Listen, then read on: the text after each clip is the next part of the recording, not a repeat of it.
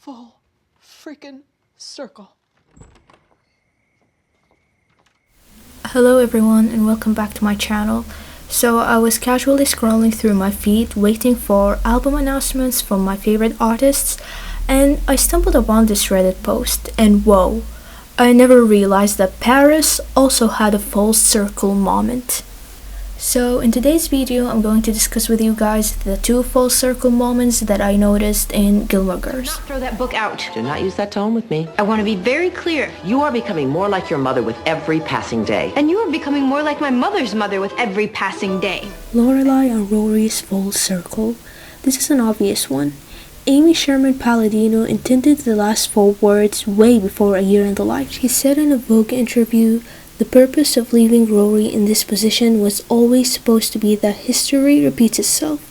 Daughter follows her mother. Where you lead, I will follow." I reckon that Lorelai projected the Harvard ambition onto Rory because there's a small chance a toddler knows what an Ivy League college is. She wanted her daughter to have a better life regarding education, as both of her parents used to belittle her about not going to a top college. Which, frankly, Lorelai, is something you know nothing about. Excuse me? You never went to college, let alone an Ivy League college. You don't know the first thing about the system, the way it works. As Logan said before, when Rory was in denial with her privilege, she had a coming out party, went to a prep school, went to Yale, and most importantly, had a trust fund that served as the cushion of life's ups and downs, aka loans and financial struggles. Rory ended up being Lorelai, a single mother with a presumably an absent father figure for her child.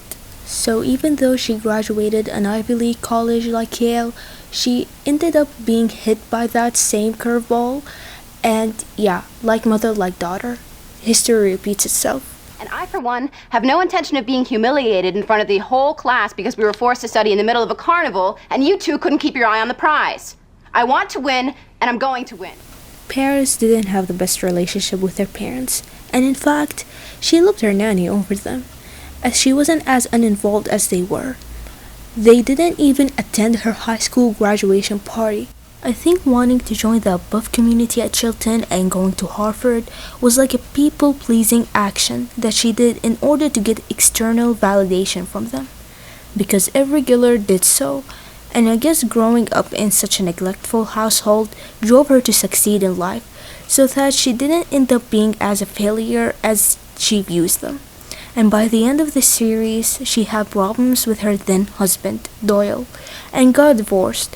The nanny takes care of the children, and I understand she's a successful businesswoman with lots to do, but she became like her mother by the end of the show.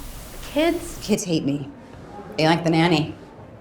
Last Christmas, they cried all morning till she came. I don't blame them. I like the nanny, too. Do I like these full circles? Well, no, because I think the show didn't even discuss the parental issues in the first place. Lorelai and Rory's relationship was colored with acceptance from the creators. Every teen wanted to experience that bond with their mother. In fact, boundaries should be set. Rory set Lorelai as her role model and the person she wanted to be, and I think Lorelai should have approached parenting through active communication and admitting wrong behaviors in certain situations, so the daughter doesn't end up doing them because her mother did. You slept with Dad when he was with Sherry. He wasn't married to Sherry. He was engaged, and she was pregnant. So this is all my fault? I set one crappy example for you and you have no choice but to follow in my footsteps?